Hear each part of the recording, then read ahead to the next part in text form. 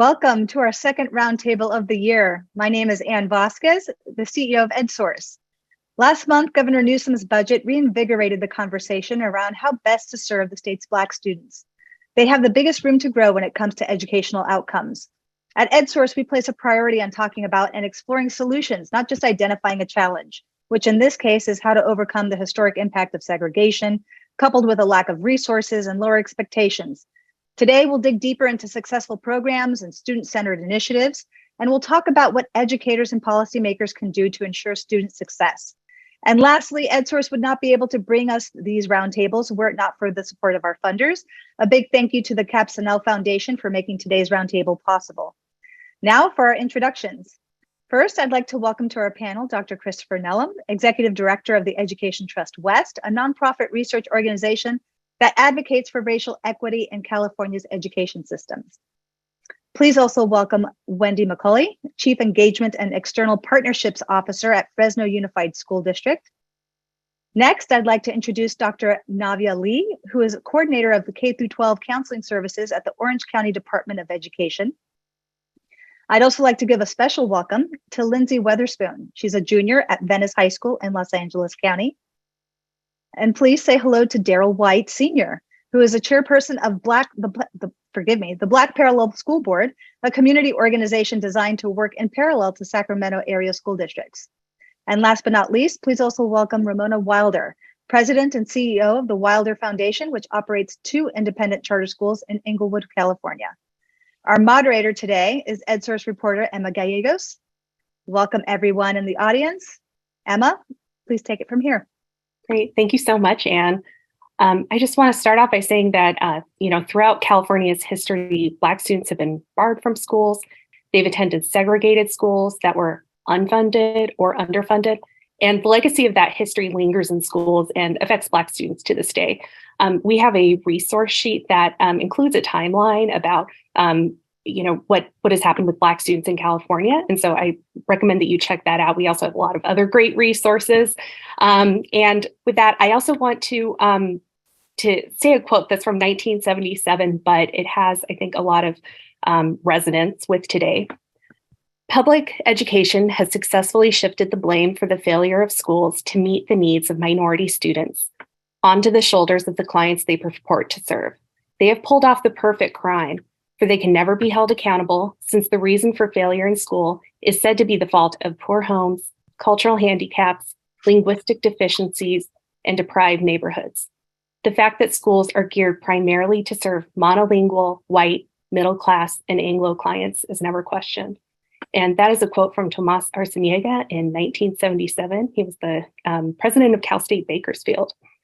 And with that, I want to say that we have a panel of fantastic experts who can not only talk about the issues that Black students face in California, but also they can talk about the important work that they're doing to empower Black students in schools and in their communities. And towards the end, we hope to hear from our experts about what policymakers and other Californians should be doing to support Black student success. And with that, I am ready to dive in. The first thing I want to take a step back and look at how are Black students in California faring right now? And I'm wondering if Christopher could help me out with that question. Sure. Thanks, Emma, and thanks, EdSource, for creating the container for today's conversation. I think our team has talked about this quite a bit. And I think there are too few sustained conversations that happen in this state that focus on Black students. So thank you for having this conversation today. I think for us, at the Education Trust West, when we think about Black student success, we really think about a couple things. One is that we know probably more than any other community, Black families value education. Folks risk their lives for it when folks were enslaved. And you fast forward to now, Black families still very much value education. So I think for us, that's a foundational point to make sure we emphasize. And when I think about progress or where we are right now is the progress is too slow on the one hand.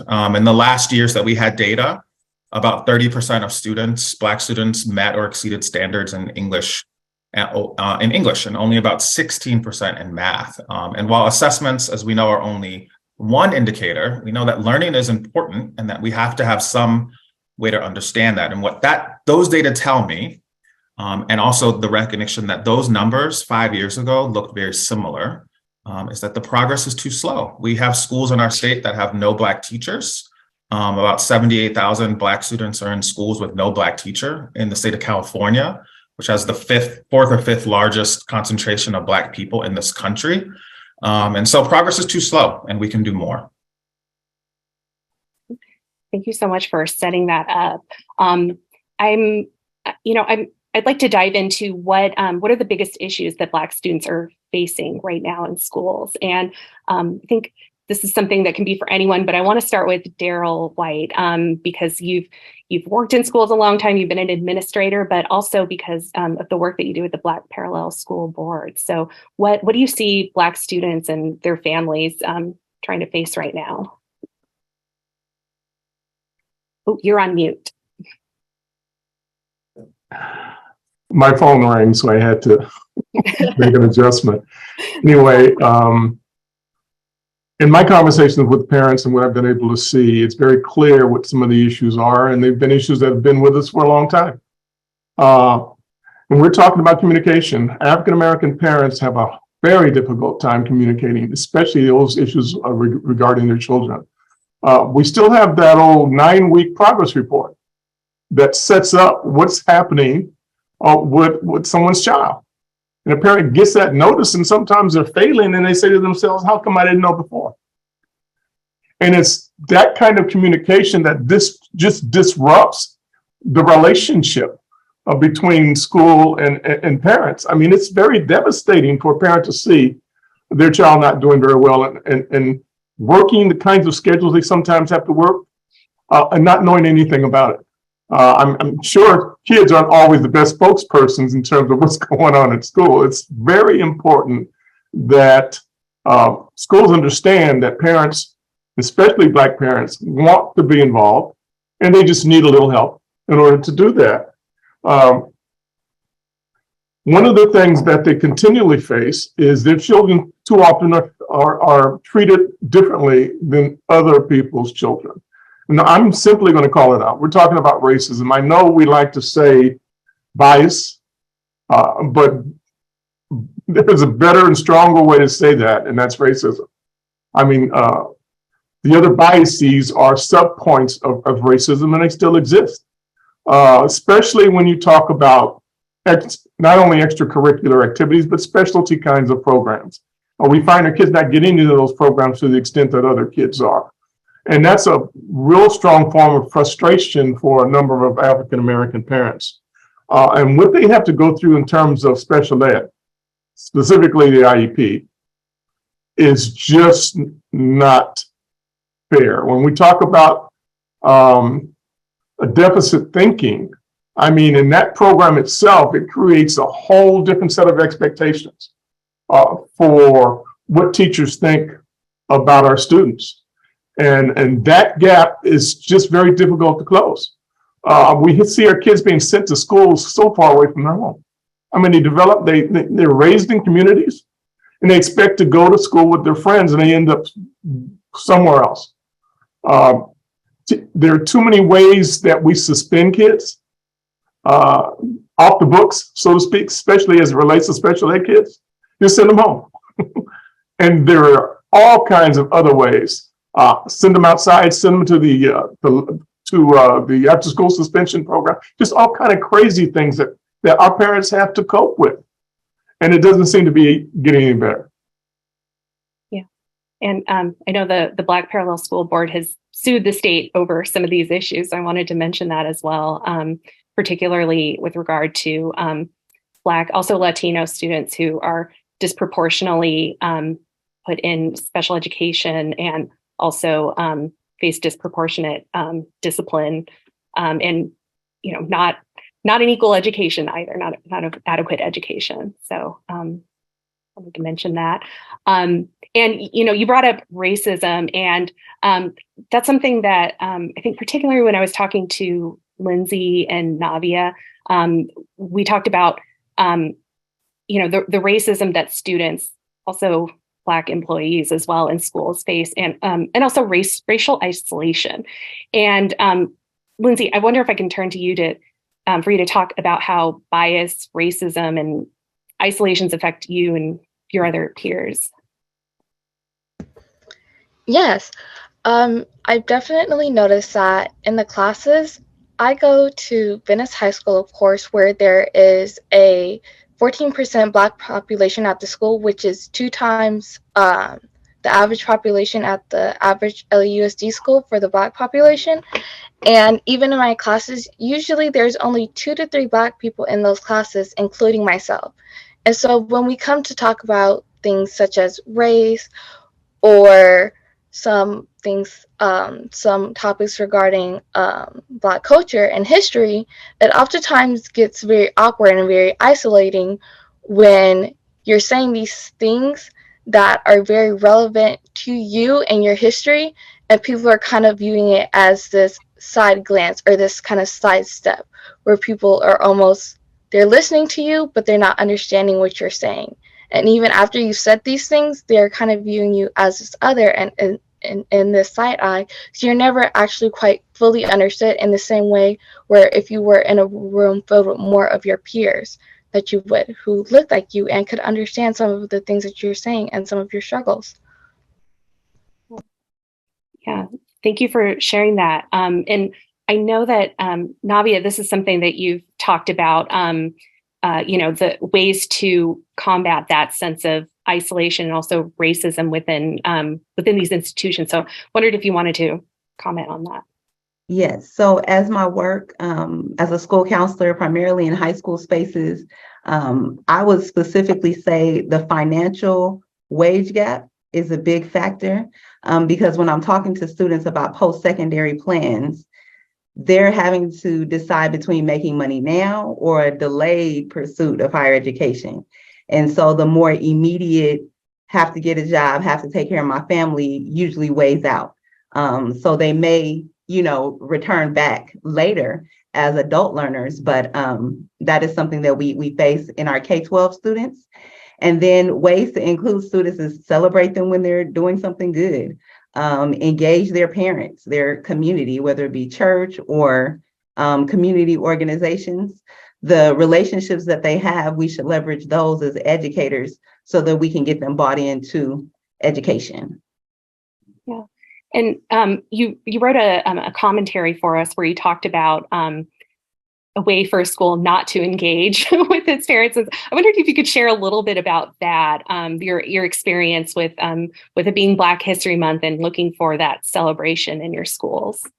Yes, so it was kind of born out of my own experience. I'm very involved in my child's school, and I find myself sometimes as a parent feeling disenfranchised because maybe my contributions aren't considered as lofty or important as the educator. And so that's why I say it's important to engage parents, because as we learned, particularly during the pandemic, we need them. We wouldn't have been able to connect with students if we weren't able to essentially come and sit in our students' homes. That's what we were doing as we were virtually learning. So I just think that it's important that educators reach out to parents and guardians to get them part of the experience as well. Yeah. And I thought it was interesting in your commentary, you mentioned that you said, we want to see Black History Month celebration. We want to see something. And then they turned around and put it on you. Okay, can you bring us something to do? And so I was just thinking about how that is just maybe not the way that you engage, say, if you want something, you do it. because it's a shared experience. I wouldn't want it to be, if it's something for Black History Month, I am Black. So yes, please ask for my input. But at the same time, I don't think that you should have the parents or the community planning all the things that should be going on in school. It should be a dance and a balance between the two entities. Thank you. Well, and there's a question that we've gotten lots of great questions from our attendees today. And so there's one I wanted to share, and it's, why do Black students seem to face the same hurdles to experiencing educational success, even in our highest performing districts? And so that's something that I noticed looking at some of the the data about Black academic performance, that it's often cases worse than low income students. And so there's that means that Black students in who are not low income are also performing worse than their peers. And so I wondered if anyone wants to shed some light on that phenomenon. Yeah, I don't have a problem in shedding some light. I mean, I talked earlier about deficit mindset. There are certain perceptions that people, especially white people, have about Black students. It doesn't matter what district or whether it's inner city or whether it's suburban or otherwise. They just don't, they look and see something different as it relates to other kids. And so based on that perception, they make certain kinds of assumptions that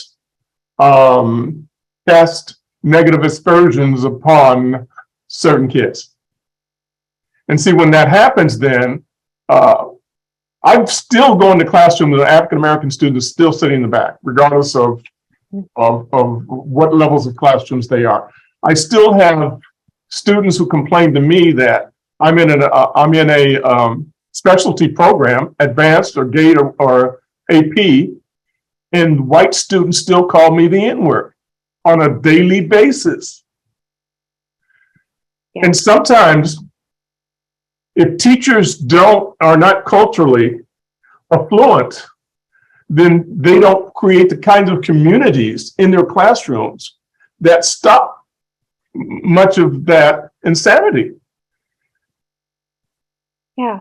Well, and so I wondered if we can start to get into talking about the work that you guys have been doing to address these issues. So when we're talking about racism, and it can be explicit racism, like what Daryl just described, or sometimes it's more implicit and maybe unconscious. People are being racist, they don't even realize it. And so I wondered how a lot of our audience members wanted to know how do we address that? How have you addressed that? So I don't know if anyone wants to jump in. I've actually tried.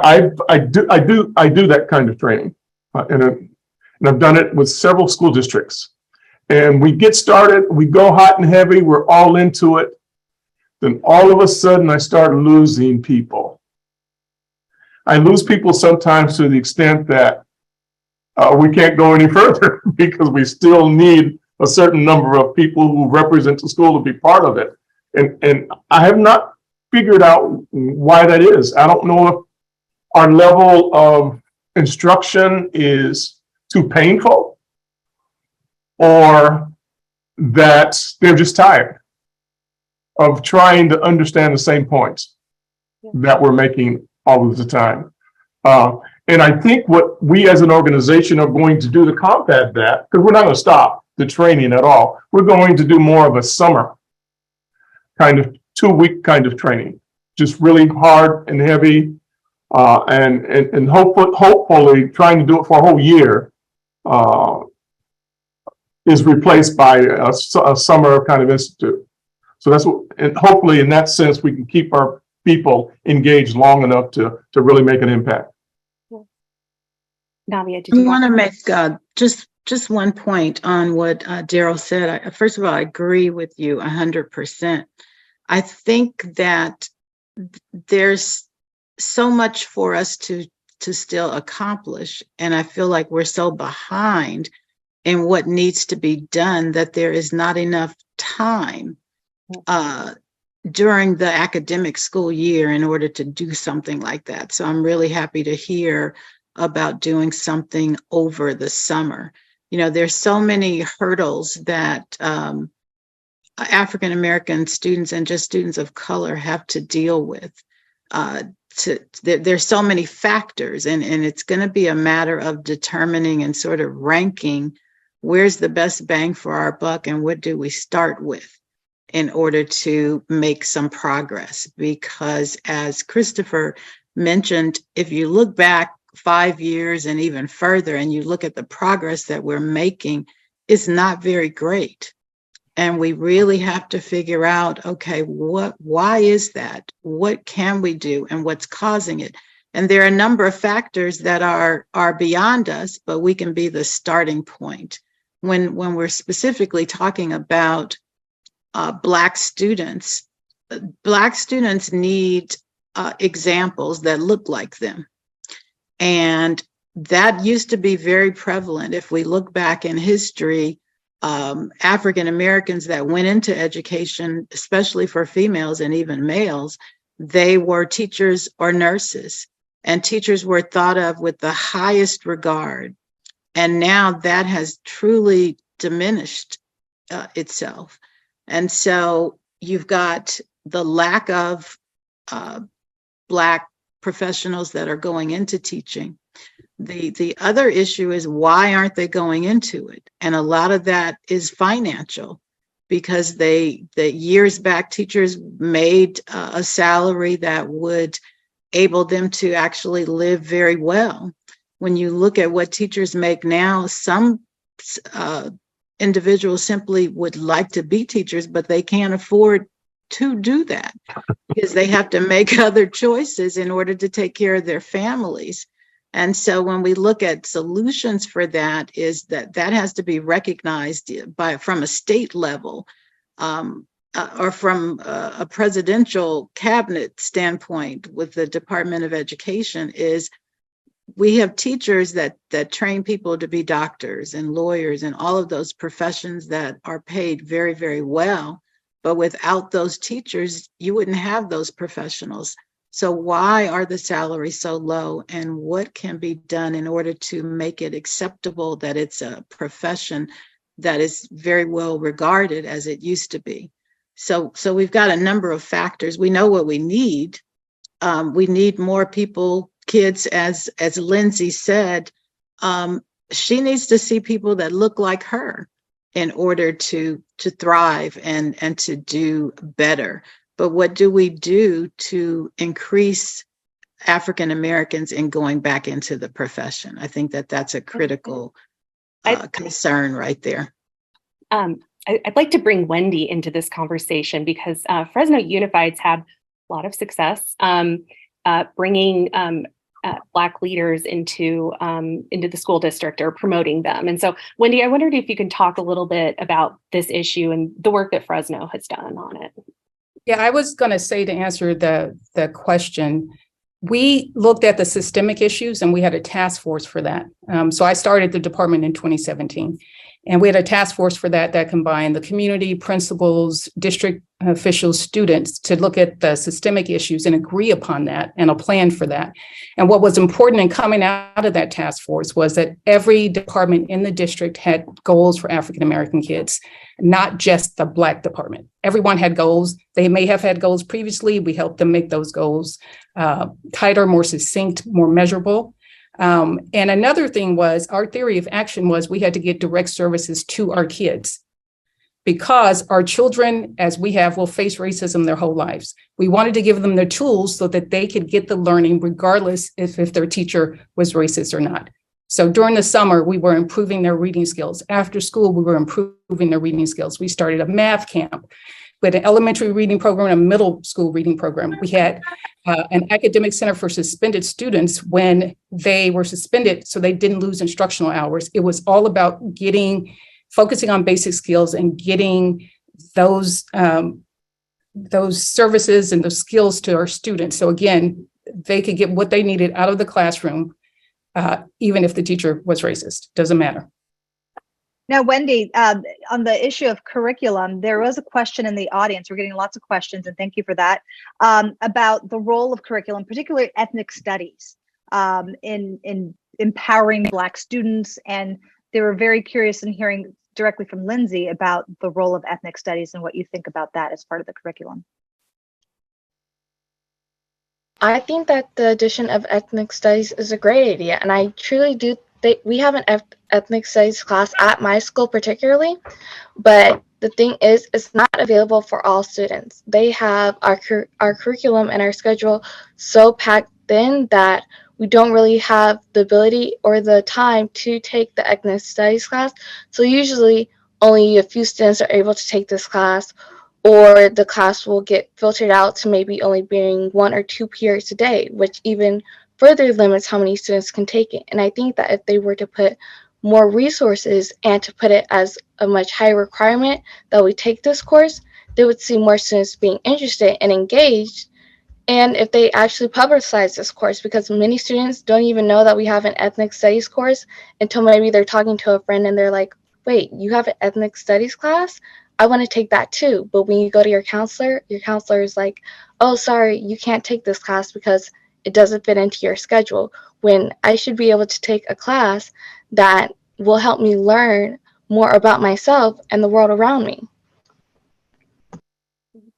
Can I speak to that point quickly? I appreciate you sharing that, Lindsay, because I think it's very telling where the priorities are when you look at the master schedule at any school. So if you only have 2 sections of ethnic studies, that may put 70 students. So that tells you where the priority is that you get students to actually learn that content.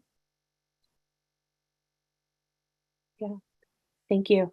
Yeah, and Ramona, I wondered if you can talk a little bit about, we want to switch a little bit into talking about like solutions and what you guys have found. And I know you've done a lot of interesting work around kind of drilling down to students' specific individual needs, in your schools. And you guys have been awarded a California Distinguished Schools Award for closing the achievement gap. So I think a lot of people are going to be interested to hear kind of what's your secret. Okay, thank you. I often get the question of what's the secret sauce to it. I really don't think that there is a secret sauce, but I'll tell you what we do. Our charter school is unique because we are a K-8 school, elementary and middle school. Most of our students began, those that are lucky enough to be chosen of the 60 that we get coming into kindergarten, they start there. And so that's the beginning to me. I think that an academic preschool and transitional kinder are extremely important, specifically for all students, but African American students. So when they come to our kindergarten, we're giving them everything. We believe that they should be learning to write and read in kindergarten. Whereas I just heard a conversation that from a state level, the goal is to have students reading by the time they reach 3rd grade.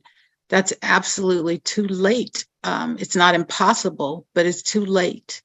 And so one of the things that we do is we have a very enriched kindergarten where they are truly learning to love school.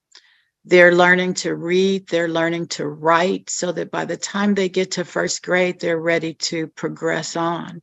Now that's ideal if all students come in and they progress from kindergarten all the way through 8th grade. But in a public school setting, you have families that move, they leave, and you admit students that come in various grade levels. So the big thing for us going from kindergarten to 1st grade, and especially by the time they get to 3rd grade, which is a testing grade, is assessment. So assessment is key often throughout the school year. You're assessed right when school starts within that 1st month. And then you're assessed 2 or 3 other times throughout the school year. So it enables the teachers and the curriculum staff to know specifically what each student knows and what they don't know. Because if you don't know what they don't know, you could be teaching the wrong thing for what they really need. So we start with the basics. Kids have to know how to read. If they can't read early on, they don't have comprehension. And how can you expect students to learn and to test well if they can't understand what they're reading in order to know what the answers are? So this may sound basic, but this is what's critical to us. It's the basics of reading, writing, and mastering that at an early age, kindergarten, 1st grade, so that by the time you get to 3rd grade, you're not just learning how to read, or write, and you're comprehending. for students that come into our school that are mid-grade, from third grade or fifth grade or sixth grade, most of them truly are very behind because we do have a very aggressive curriculum. But through the assessment, we're learning exactly where they are. I think all schools need additional money just for supplemental resources. You've got to have, we're uniquely different simply because our school is founded by African Americans. They happen to be my parents, my late father, who grew up in a time when education back then, it wasn't just the civil right. So the family structure was much different than it is now for a lot of the younger parents. They don't know that, or they don't have relatives that are still alive to share that with them. You can read it in a book, but it's not the same. And so we have decided that it's not the fault of the children, the knowledge and awareness level of their parents. And so in spite of them, we have to help them, teach them for things that they may not get at home. So we assess them. We have a lot of social emotional support. We have a lot of beliefs that we call the Wilder Way. And one of them is that when you come to our school, failure is simply just not an option. And these are the kind of things that we instill the students that they can be. I go back to what Lindsay said. There's something to be able to see someone that looks like you who is doing amazing things. And we have support from people that look like our students that can come and tell them, this is what you can be. This is what you can do. There's no limits to what you can achieve. You just have to believe that within yourself. So a lot of it is just self-motivation. We, as other schools, are challenged with finding teachers. We historically used to have a predominantly almost African-American staff, but well, that has definitely changed over the years. But we try to keep teachers that just simply care. We do things like having teacher in service, which teaches teachers to be culturally aware of the needs of students of color. It's a lot of work, that goes into it, and the training and the process. But the basic thing that I can say is kids have to learn how to read, and they've got to be able to comprehend. Once they do that, you can provide the support of tutors. We have teachers. If to hold on a second, I want to bring Wendy in, because I think some of what Fresno is doing is really overlaps with your approach. And so, and you talked about the importance of literacy, and in Fresno Unified, Wendy said that that there's an importance in distinguishing between Black students' social emotional needs and academic needs. And Fresno's had a really big emphasis on literacy. And so I wondered if we can, if you would be able to talk a little bit about what you've done to get students who are behind back on track with their reading. Yes. So I echo a lot of what Ramona said. Reading is the basic fundamental building block of anything academic. They have to be able to read well. And what Fresno Unified had done in the past was focus intensively on social emotional, but standalone social emotional. When it's integrated with the reading and the writing and the math, of course, it's better. So I did things a little differently. Instead of focusing on the social emotional, because we had a department, I was a department of one initially and have grown that tremendously, but we had a department of about 200 that were focusing on social emotional and MTSS. So instead of recreating what they were doing, and with my belief that literacy was the key, we focused on a reading program, and that is the flagship program of the Office of African American Academic Acceleration. We partnered with Springboard Collaborative. And the beauty of this program, it is intensive literacy. It focuses on the gaps that Ramona was talking about. We knew where the kids' gaps were based on our assessments. We placed kids with similar gaps together so the teacher could accelerate them. And it has a huge parent component. So we have always had the highest parent participation for African-American parents in the whole district. We started off around 80, and the summer after COVID, we had 98% parent participation. As Christopher said, education is so important to our parents. And it has historically been in our community, and it continues to be. So that's one example of one of the programs that we did. Okay, thank you. And Christopher, you said that you have some things to share on this issue. Sure. I think one of the reasons, if I'm remembering which question we are on, I think like, how do we get schools to be more welcoming? I think a lot of what we, our team has worked in schools for 20 years trying to get folks to be systematic about how they think about improving. And I think what we often do in the state and elsewhere, and in particular related to Black students, is we try to combat systemic problems with individual interventions. And so I think DEI training is important. And of course, the good work that Wendy and their team is doing is really important, and we should do that.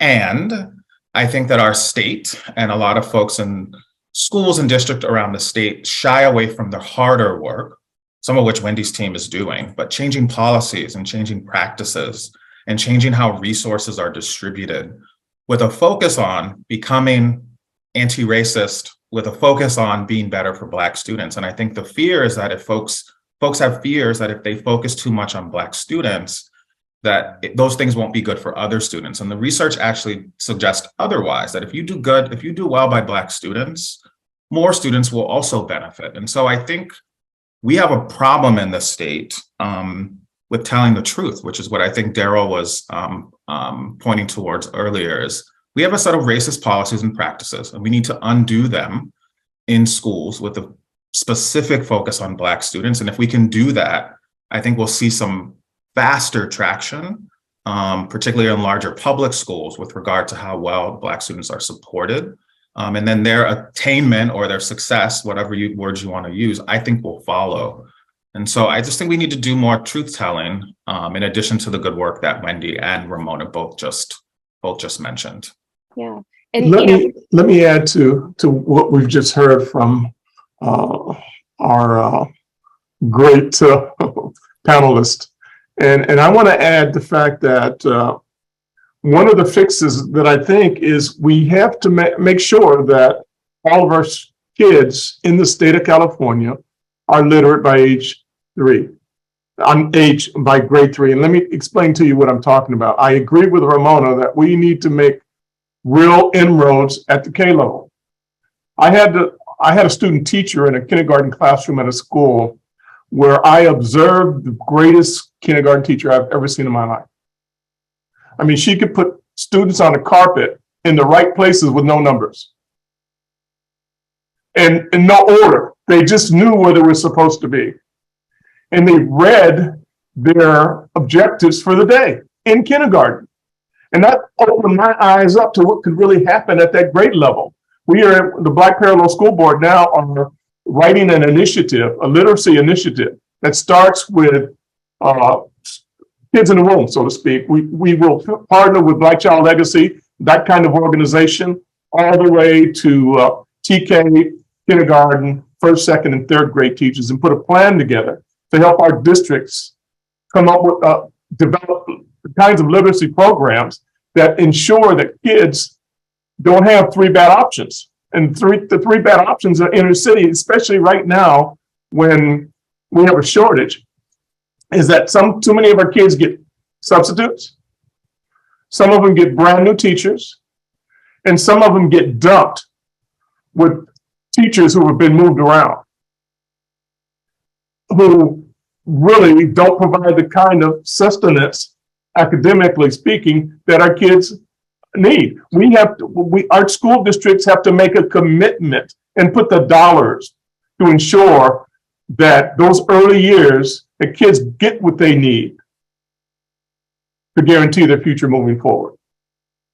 Yeah, and you're talking about putting those dollars where students need it in early education, but I'd like to turn to Lindsay, who has worked with her district, LAUSD, on creating the Black Student Achievement Plan and changing some of its policies. And Lindsay, I will let you discuss what you've done, and I think it's important to see how students can get engaged in this issue as well.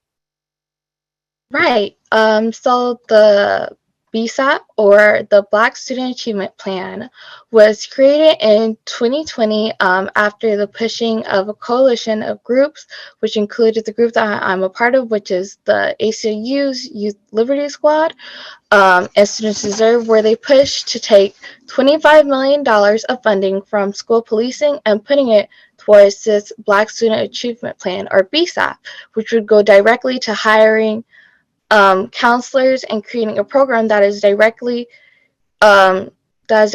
targeting and directly works with Black students, trying to take them on field trips, trying to give them more resources, such as taking them to HBCU college fairs, which comes to California, and taking them on numerous things and having them interact with colleges and these experiences that they would have normally missed with their regular counselors or in their regular programs, and which I've definitely seen improve my own school, because they are taking the kids at my school, they're taking them to Clark University, Spelman, and Morehouse University, which are 3 historically Black colleges and universities in Atlanta, in order to expose them to that culture actually in person, instead of just a convention, instead of in a convention at a table. And this is helping to further the applications to HBCUs, because last year it was shown that we had more Black students at my school apply to HBCUs because they were able to learn about more HBCUs and learn more about them. Thank you for that, Lindsay. There was a question in the audience earlier about how to create more affinity spaces for Black students, outside of just the Black student unions, which I think you do see at schools.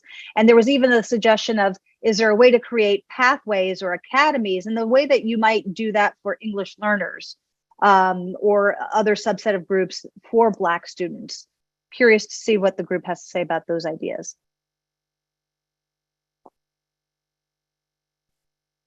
Navia, I know that you've done some work on creating some of those spaces in the institutions you've been a part of. I wonder if you could share a little bit about that. Yeah, I did see the question, and I was thinking I didn't want to talk too much, but since you asked, I think that it's important to form a cooperative, because one of the questions mentioned when the number of Black students enrolled in a school is low, that you end up with 1 or 2 students in a particular class. So sometimes you may want to form a cooperative between either high schools in the districts or maybe feeder schools, and create spaces for them to be able to connect that way. Because when there are more students, you kind of feel more energy, and you'll get more parents, more community support. I think just reaching out to the students to find out what it is that they're interested in. And I know they mentioned in the question Black Student Union, but really leveraging that. So you can have the group, but what is the group doing? What does the group want? Students get the ears of other students. So if you have a BSU that is active, help to mobilize them and give them resources so that they can continue to spread the word and get other students involved. I also wanted to mention, since someone asked about pathways, I do know that there's on community college campuses, Umoja groups, and there is a movement now. I know at a couple schools that they actually do have a pathway, like a dual enrollment pathway that they're working on, I think in the Inland Empire. So that is something that you're starting to see. So just wanted to add that. And, now we're starting to run out of time here. You guys have been so great. And so I want to make sure that we address kind of a little bit of like the elephant in the room and we talk about Prop 209 and also talk about the local control funding formula. So Proposition 209 passed in 1996, and it bans affirmative action in public institutions, including schools. And it's this Prop 209 comes up in a lot of different contexts, not just in schools, but certainly in schools and universities. And it came up recently because there was an effort to provide more local control funding dollars specifically to Black students because of low performance metrics. I think it singled them out as like the lowest performing student group that's not already covered by the local control funding formula. And so, I wondered, the state has, the governor's office said that They were concerned that they would be sued by under Prop 209 by directing dollars directly to Black students. And so I wondered if we can talk a little bit about that, and also just what you think the importance is of a race-conscious approach to funding versus just sending dollars to low-income students. Christopher. Yeah, lots to say here. Big picture, I think a race-conscious approach. So this proposal aside, and we can get to this proposal, but a race-conscious approach to directing dollars to schools and probably colleges is probably a worthwhile strategy. In large part because schools where our kids have been underinvested in, have been cut off from resources, were started, as I think Emma said earlier, even in our states, were started in some cases with zero or little funding from the state. And so I think we have some wrongs to try to right. And money matters. We know, as Californians, we know money matters. It costs money to breathe in this state. And so I think that's just big picture why I think we need to be having a conversation about driving resources to places that are serving Black students or need to do better at serving Black students. I think I'm no lawyer, to my mother's dismay, I'm sure, but I think part of what Prop 209 does is has a chilling effect. It scares people into not wanting to have the sort of conversations that Wendy's team has had, and as we can't have those conversations. They are more than legal, but because of Prop 209, there's this chilling effect across the state. And so I think it impacts conversations that can and should be happening. Now, the proposal in front of us now is attempting, I think, to drive resources to schools that are serving Black students. And I think that's a worthy strategy. I think the challenge again is, I think there seem to be some Prop 209 concerns. We also have a Supreme Court that's about to, I think, strike down affirmative action across the state, across the country.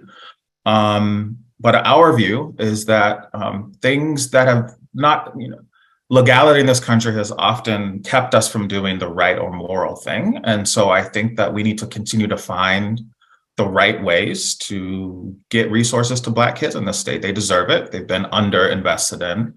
And so we're excited about the proposal. We think we're excited about it because it is invigorating conversations like this one.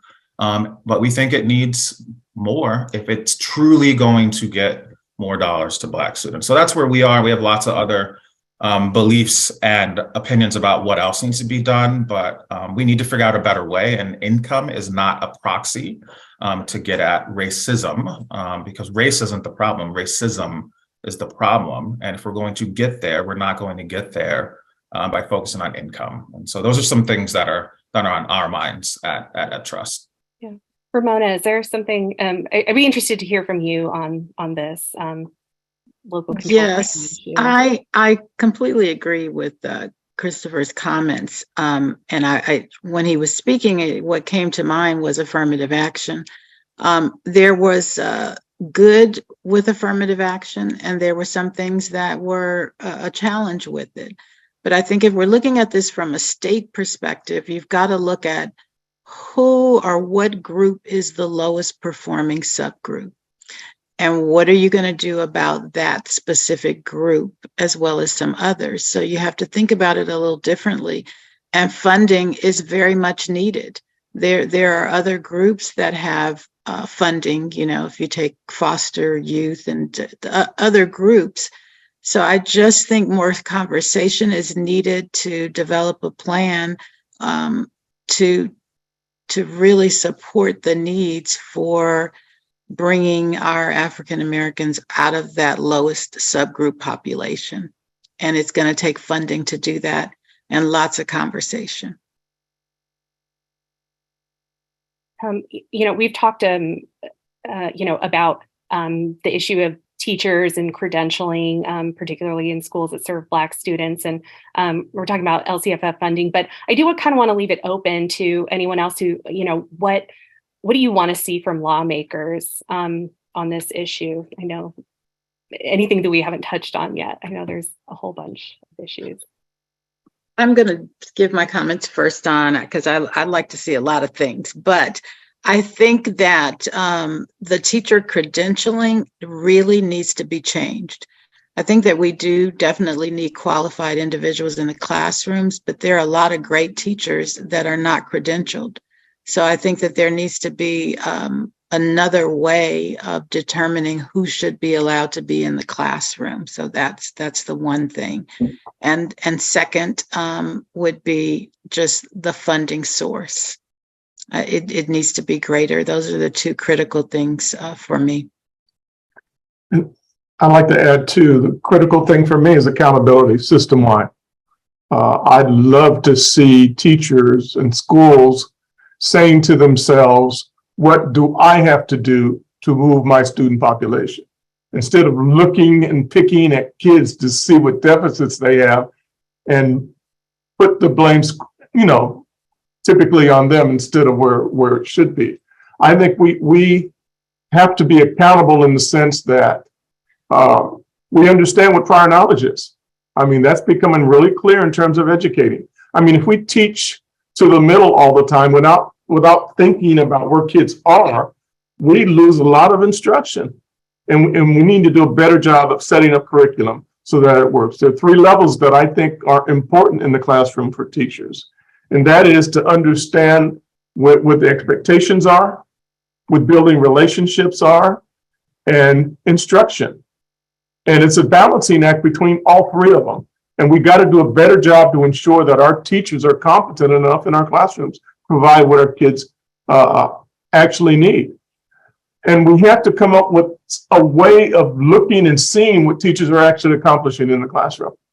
I like the idea of instructional rounds where schools come together and say, hey, we're going to make each other better. And we're going to get into each other's classrooms. We're going to make suggestions. We're going to talk about instruction. And we're going to continue to do this. Because too often when you don't have eyes on what's going on in the classroom, you can be assured that when you're in a school with 100 teachers, that there's some people there that are not doing what they're supposed to be doing. I can assure you that.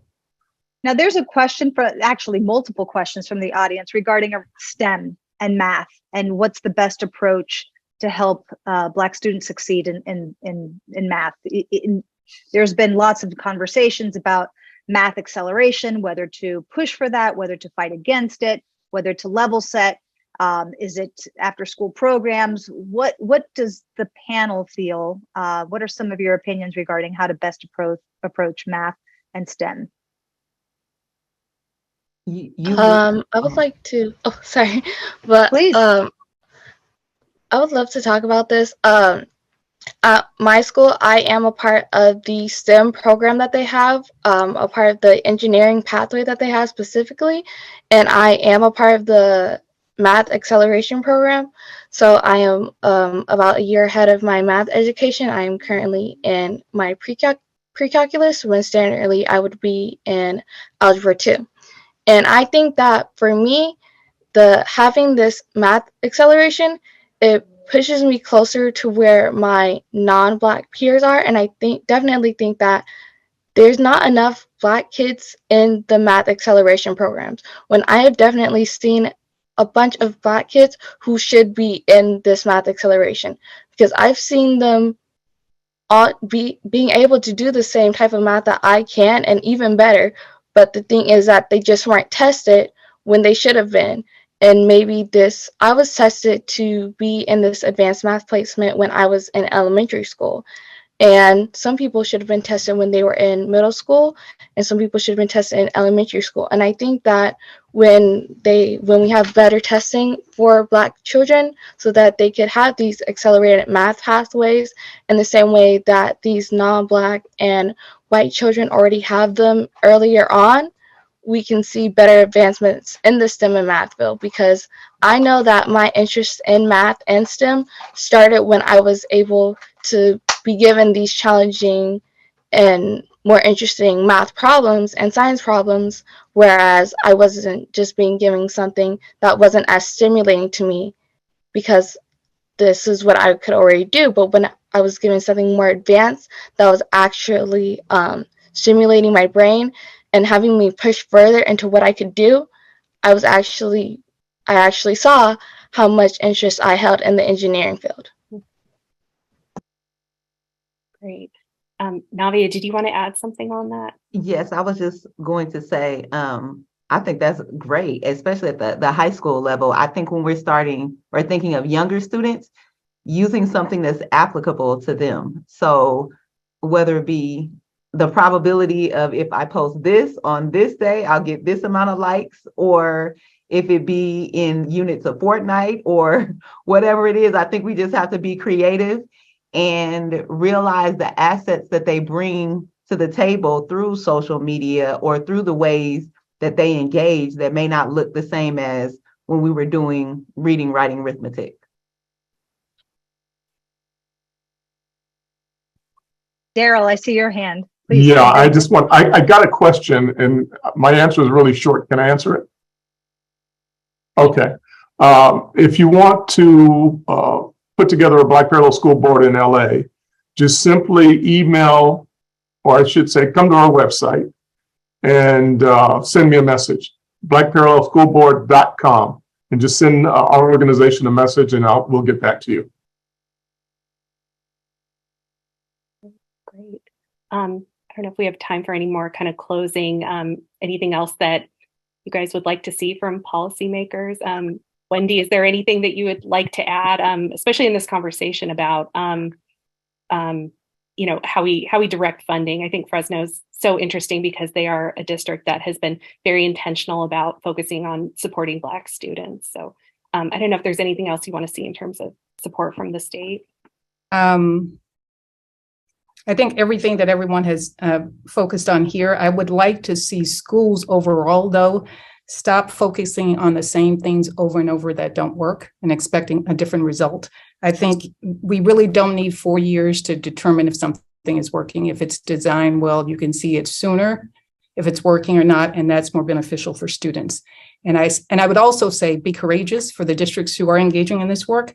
As soon as we were, and keep the focus on Black kids, as soon as we were successful in our summer program, which served a small percentage of our overall kids, Black kids, they wanted to expand it to all children. So after 5 years, we've kept it focused, and now we're expanding it throughout the district. To Christopher's point, works for Black kids, works for all kids. Great. Well, I do want to jump in as we have just a few minutes left. Any last parting thoughts from the panelists in terms of whether it's suggestions or advice, if, you know, what are some actionable steps that can be taken in the classroom tomorrow that could make a difference and help Black students? Just want to remind everybody about who Ron Edmonds is. Ron Edmonds is an 80s educator. Leadership principles is where basically he's put most of his time and energy. He said something very interesting that I think is important for us all. We already know what we need to do. We already know how to do it. We just have to have the will.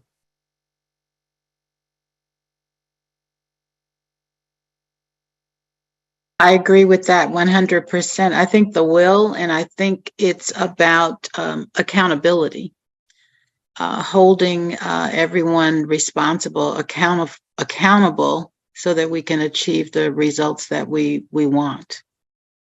That's parents, staff, students, community, everyone. I think Navia? something that's on my mind that maybe builds on what has been said is, I think if the data for any other racial or ethnic group looked the way that it does for Black students, I think it would be considered a crisis and folks would be outraged day to day. And so I think in addition to the will that Daryl mentioned, folks need to care enough to be outraged on the one hand. And on the other, I think in addition to diversifying the teaching workforce, which needs to happen, I think folks need to understand and welcome in Black families and communities and understand that just because we communicate maybe differently or we show up in different ways doesn't make it better or worse. And that educators need to be prepared to accept those families into the schools and listen to them and then work with them to make changes. So those are the two things on my mind.